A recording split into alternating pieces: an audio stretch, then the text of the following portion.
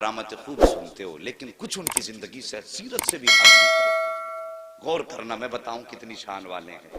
میں نے کہا تھا ماں کے پیٹ سے ولی ہیں سرکار غوث پاک، بلکہ عالم ارواح سے ہی ولی ہیں غوث پاک۔ بات سمجھنا میری۔ تو ایک بزرگ کا گزر ہوا۔ پہلے کے بزرگ بڑے اچھے تھے، بچوں کو سلام کر کے گزرتے تھے۔ آج اگر امام سلام نہ کرے متولی کو، اگلے دن چھٹی ہو جاتی ہے۔ جی سلام نہیں کر کے گیا، بستر بندوا دو بھائی اس کا، یار سلام نہیں کیا مجھے۔ 4 آدمی بیٹھے تھے، نکل کے تو وہ جا رہا تھا۔ یہ سوچ ہے، مگر وہ اللہ والے کیسے تھے، بچوں کو سلام کر ڈالا۔ بھائی اگر کوئی دقت ہو تو مہربانی کر کے بتا دے۔ ہاں توجہ کیجئے ذرا۔ گزر کے جا رہے تھے، سلام کیا، سارے بچوں نے کہا وعلیکم السلام۔ میرے غوث نے 2 مرتبہ کہا وعلیکم السلام وعلیکم السلام۔ بات سمجھ میں آئی؟ یا تو بہت اچھی یاد ہے آپ کو، یا پھر سمجھ میں نہیں آئی۔ لیکن اگر بہت اچھی یاد ہے تو میں نے کہا تھا برکت کے واسطے، لیکن بتانا میں یہ چاہتا ہوں ان کی زندگی دیکھیے۔ بزرگ سلام کر رہے ہیں بچوں کو، سب نے کہا وعلیکم السلام وعلیکم السلام۔ میرے غوث پاک نے جب 2 مرتبہ جواب دیا نا تو وہ بزرگ ٹھہر گئے، وہ بھی ولی تھے۔ جب ٹھہر گئے نا فرمانے لگے بیٹے میں نے بچوں کو سلام کیا، سب نے 1 بار جواب دیا، بیٹے تم نے 2 بار جواب کیوں دیا؟ سرکار غوث پاک فرماتے ہیں بابا جائیے آپ اپنا کام کیجئے، ہمیں اپنا کام کرنے دیجئے۔ یہ کوئی زیادہ عمر کی بات نہیں ہے، یہ بس تقریباً 3-4 سال کی عمر کی بات ہے۔ وہ آئے بزرگ، انگلی پکڑ لی، ہاتھ پکڑ کے کہنے لگے بیٹے جب تک بتاؤ گے نہیں جاؤں گا نہیں۔ وجہ کیا ہے؟ اللہ اکبر۔ سرکار غوث پاک نے یوں چہرہ دیکھا، مسکرائے بابا جی بیٹا پوچھو گے؟ کہا ہاں۔ انگلی پکڑ کے وہاں لائے جہاں پہ اونچا سا ٹیلا تھا۔ اس کے بعد فرماتے ہیں وہ آپ کو بستی نظر آ رہی؟ کہا ہاں۔ کہا وہ گھر نظر آ رہا ہے؟ کہا ہاں۔ کہا یاد کیجئے کہ آپ آج سے تقریباً 4 سال پہلے اس بستی کے پاس سے گزرے، بستی سے گزرے تھے؟ کہا ہاں گزرا تھا۔ کہا اس سامنے والے گھر سے بھی گزرے تھے؟ کہا ہاں گزرا تھا۔ کیا آپ نے اس گھر کے دروازے پہ سلام کیا تھا؟ کہا ہاں۔ کیا سوچ کے سلام کیا تھا؟ میں نے یہ سوچ کے سلام کیا تھا سیدوں کا گھر آنا ہے، کچھ دعا لے کے چلا جاؤں۔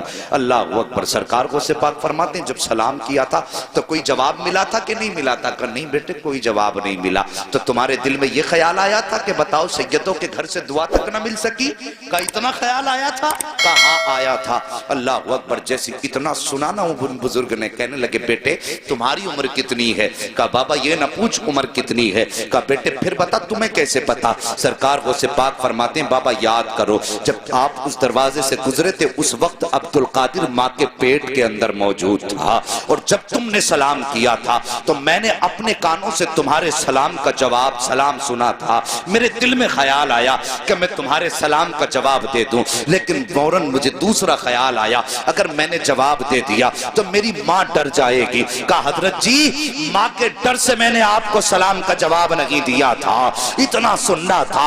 وہ بزرگ حیرت سے دیکھنے لگ جاتے ہیں۔ سرکار غوث پاک فرماتے ہیں اب سن لیجئے حضرت ایک سلام کا جواب تو اس دن دیا ہے جو تم سیدوں پہ قرض کر کے گئے تھے، اور ایک جواب آج کا دیا ہے جو آج تم محفل پہ سلام کرتے جا رہے ہیں۔ اتنے بڑے ولی ہیں سرکار غوث پاک، اور اس کے بعد امی سے کہتے ہیں امی ہم پڑھنا چاہتے ہیں۔ کیا کمی تھی ولایت کی ان کے دامن میں؟ کوئی کمی تھی؟ سرکار غوث پاک سے پوچھا گیا آپ کو یہ کب پتا چلا کہ آپ ولی ہیں؟ تو آپ فرماتے ہیں مجھے تب پتا چلا جب میں مدرسے گیا تو مجھے آواز آ رہی تھی لوگوں اللہ کا ولی آ رہا ہے اسے راستہ دے دو۔ فرماتے ہیں اس وقت پتا چل گیا تھا میں ولی ہوں۔ آپ علم دین سیکھنے گئے، مشقتیں اٹھائیں، علم دین سیکھا، اور سیکھنے کے بعد اللہ اکبر فرماتے ہیں درست العلم حتی صرت قطبہ، میں نے اتنا دین سیکھا، اتنا علم سیکھا کہ اللہ نے مجھے قطب بنا دیا۔ کتنی بڑی بات میرے غوث نے کہی، اللہ نے مجھے قطب بنا دیا، حتی صرت قطبہ، یہاں تک کہ میں قطب ہو گیا۔ یہ علم دین کی برکت ہے۔ ہم اپنے بچوں کو پڑھانے مدرسے میں 1 گھنٹے کے لیے بھیج کے کہتے ہیں مولانا ذرا جلدی چھٹی کر دینا، اسے ٹیوشن کے لیے جانا۔ 6 گھنٹے اسکول میں 1 گھنٹہ مولوی کے پاس، 6 مہینے بعد کہتے ہیں مولانا پڑھایا ہی کیا ہے؟ 1 گھنٹے میں بتائیے کوئی ایسی درسگاہ ہمیں بھی بتا دو جہاں 1 گھنٹے میں بلا کر کے کتب اور ولی بنا دیا جاتا ہے۔ وقت دیجئے دین کے لیے، یہ ہمارے لیے بڑا ضروری ہے۔ اور جب وقت ہوگا نا تو پھر اخلاق سجیں گے، اخلاق اچھے ہوں گے، اور کتنے اچھے اخلاق ہوں گے میرے غوث پاک۔ بس انہی کی سیرت سے کچھ باتیں آپ کے بیچ رکھ کے میں بات ختم کر لوں گا. میرے سرکار غوث پاک کی سیرت دیکھیے. آج اپنے حالات کا جائزہ لیں. 11ویں شریف کا لنگر ہوتا ہے, لڑ جاتے ہیں پلیٹوں کے چکر میں. میری تو نے پلیٹ ہی توڑ ڈالی.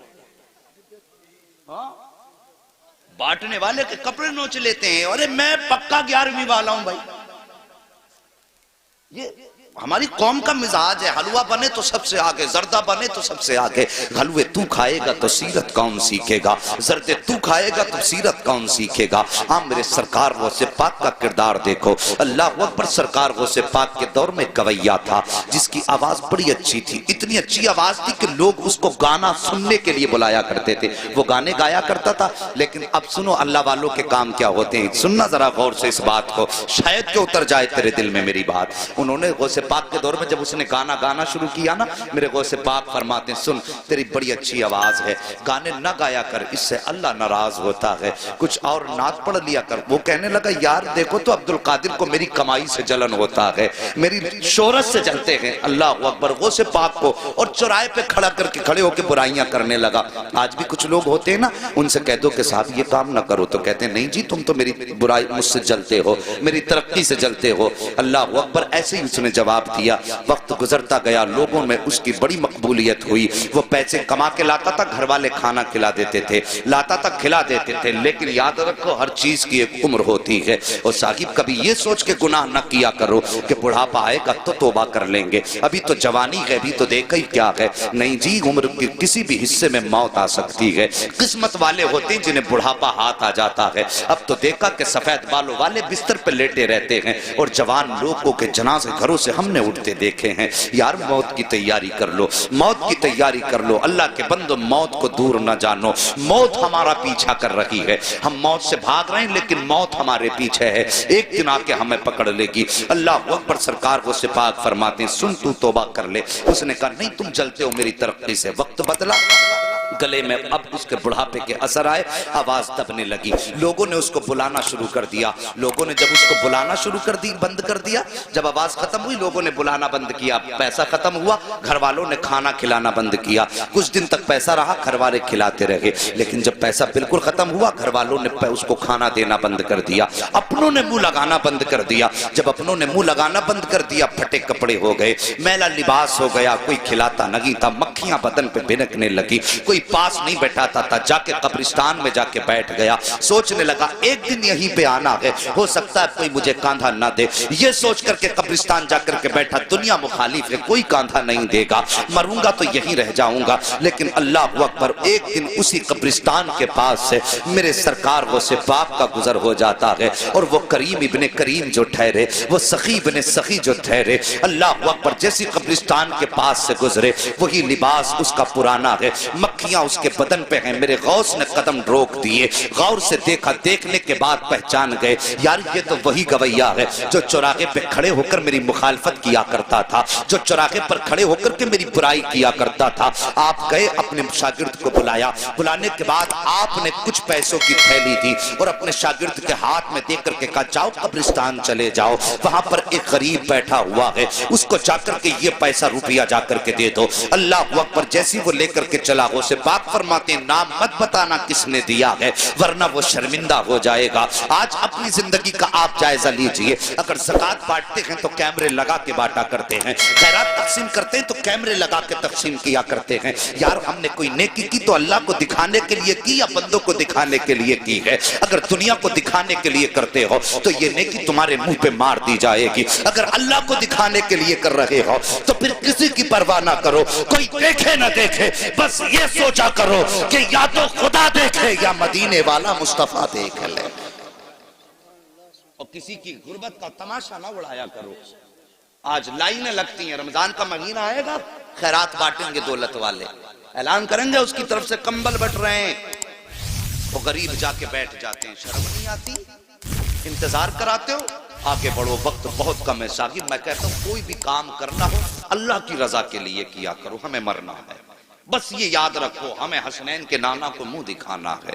مولا علی کا بھی سامنا کرنا ہے، صاحب ان کا سامنا کرنا ہے، کس منہ سے سامنا کرنا یہ تجھے اور مجھے سوچنا پڑے گا۔ سرکار غوث پاک فرماتے ہیں جا کے اسے بتانا مت کس نے دیا ہے۔ یہ آیا مرید لے کر کے، آنے کے بعد قبرستان میں اسی غریب کے ہاتھ میں جا کے جب تھیلی رکھی نا، اس نے یوں چہرہ اٹھایا اور دیکھ کے آنکھوں میں آنسو آ گئے، کہنے لگا یار یہ تو بتا دے، پورے شہر کے اندر کسی نے مجھے منہ تک نہیں لگایا، کوئی مجھے ایک وقت کا کھانا دینے تیار نہیں ہے، یہ بتا یہ اتنا احسان کس نے کر دیا ہے؟ کون ہے اتنا مہربان جو مجھ سے اتنا پیار کرتا ہے؟ شاگرد کہتا ہے مجھے دینے کا حکم ہے، بتانے کا حکم نہیں دیا گیا ہے۔ یہ کہہ کے شاگرد جب چلنے لگا، اس نے کہا ٹھہر مجھے پتا ہے۔ اللہ اکبر، جیسی وہ واپس آیا ہے، وہ مرید شاگرد آ گیا، سرکار غوث پاک پڑھانے میں مصروف ہیں۔ جب واپس آیا تو آ کر کے وہی فقیر بھکاری دروازے پہ کھڑا ہو گیا۔ میرے غوث اپنی جگہ سے اٹھ کے کھڑے ہو گئے۔ ہاں یہ آئینہ ہے آج کے پیروں کے لیے، جن کے پاس غریبوں سے ملنے کا ٹائم نہیں ہوتا ہے، ان پیروں کے لیے جو امیروں کے یہاں پہ صبح و شام گزارا کرتے ہیں، غریب دروازے پہ آئے تو اسے ٹائم دے کے ٹال دیا کرتے ہیں، تجھے جمعرات میں آنا، تجھے پیر میں آنا ہے۔ امیر آ جائے تو آئیے استقبال کیا جاتا ہے۔ یار شرم کرو، تم کتنے بھی بڑے پیر ہو جاؤ، غوث پاک سے بڑے پیر نہیں ہو سکتے ہو۔ اخلاق دیکھو میرے غوث پاک کا۔ جیسے یہ غریب دروازے پر آیا ہے، آ کر کے میرے غوث نے دیکھا کھڑا ہے، اٹھ کے اپنی جگہ سے کھڑے ہو گئے اور فرماتے ہیں پتا اب بھی کچھ کمی رہ گئی ہے۔ اتنا سندا تھا، آنکھوں میں آنسو آئے، ہچکی بھر کے رونا شروع کر دیتا ہے۔ میرے غوث اپنی جگہ سے چلے ہیں، چلنے کے بعد اس کے پاس جا کے کھڑے ہو گئے۔ وہ کہتا ہے کہ سرکار میں تو یہ سوچ رہا تھا، ساری زندگی میں نے آپ کی مخالفت چوراہوں پر کی ہے، ساری زندگی میں نے چوراہوں پہ کھڑے ہو کے آپ کی برائی کی ہے۔ میں یہ سمجھتا تھا میرا دشمن اگر یہاں پہ کوئی سب سے بڑا ہے تو وہ آپ ہیں، لیکن میں سمجھ نہیں پایا تھا آپ اتنے بڑے سخی ہو، اتنے بڑے کریم ہو کہ میں یہ سمجھ نہیں پا رہا ہوں کہ آپ نے میری اتنی بڑی بڑی خطائیں معاف کر دی ہیں۔ اتنا سننا تھا۔ میرے غوث مسکرا کے کہتے ہیں بتا اور بھی کچھ چاہیے؟ اس نے کہا سرکار مجھے یاد ہے ایک بار جوانی میں مجھ سے کہا تھا کہ توبہ کر لے خدا راضی ہو جائے گا، میں نے آپ کی نہیں مانی تھی، اب بس اتنا بتائیے کیا آج توبہ کروں گا تو کیا میرے گناہ معاف ہو جائیں گے؟ میرے غوث مسکراتے ہیں اور کہتے ہیں اللہ ہاتھ بڑھا دے، ہاتھ میں ہاتھ دے دے، صرف توبہ سے گناہ کی معاف نہیں ہوں گے بلکہ اللہ تجھے محبوب بھی بنا لے گا۔ اس نے اتنا سنا ہے، تڑپ کے کہتا ہے سرکار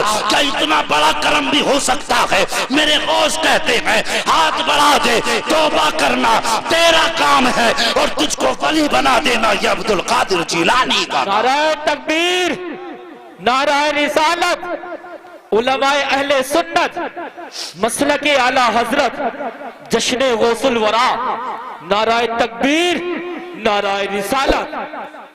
ہاں صاحب، انہوں نے تو رات دن کی برائی کرنے والوں کو معاف کر دیا۔ اب اپنے گریبان میں جھانک کے ذرا دیکھیے، اگر چوراہے پہ باپ بیٹے کو ڈانٹ دینا تو بیٹا کہتا ہے تم نے میری بے عزتی کر دی، اور پھر کئی دن تک باپ سے نہیں بولتا ہے۔ ہم نے تو بھائیوں کے بیچ ایسی دیواریں دیکھی ہیں یار، بھائی بھائی ہوتا ہے۔ اللہ کی قسم بھائی وہ نعمت ہے، جس دن یہ چلا جائے گا نا اس دن اس کی قدر معلوم ہوگی۔ اور تمہیں پتا کیا کہ بھائی کیا ہوتا ہے؟ اگر بھائی کی قدر جاننی ہے تو کوئی پوچھے میرے حسین سے کربلا کے میدان میں جب غازی عباس کی شہادت ہوئی تھی، میرے حسین نے یوں ہاتھ رکھ کے کہا تھا آج حسین کی کمر ٹوٹ گئی ہے اور تجھے بھائی کی طاقت کا اندازہ نہیں ہے۔ آج بھائی بھائی کے خلاف کھڑا ہوا ہے۔ صاحب کب تک لڑو گے، کب تک لڑتے رہو گے؟ ہم نے تو اپنوں کو معاف کرنا نہیں سیکھا، انہوں نے تو دشمنوں کو بھی سینے سے لگایا ہے۔ پھر کیسے کہتے ہو غوث کا دامن نہیں چھوڑیں گے؟ اللہ اکبر، ہم نے یہاں تک دیکھا ہے حضرت جی، یہاں تک دیکھا ہے کہ بھائی بھائیوں کے اختلاف اتنے بڑھ جاتے ہیں کہ گھر کے اندر فنکشن ہوتا، ایک بھائی کے گھر میں فنکشن ہے، دوسرا بھائی دروازہ بند کر کے بیٹھا ہے، بھائی کے بچے پوچھ کے کہتے ہیں ابا بتائیے کیا چچا ہمیں منانے کے لیے آئیں گے؟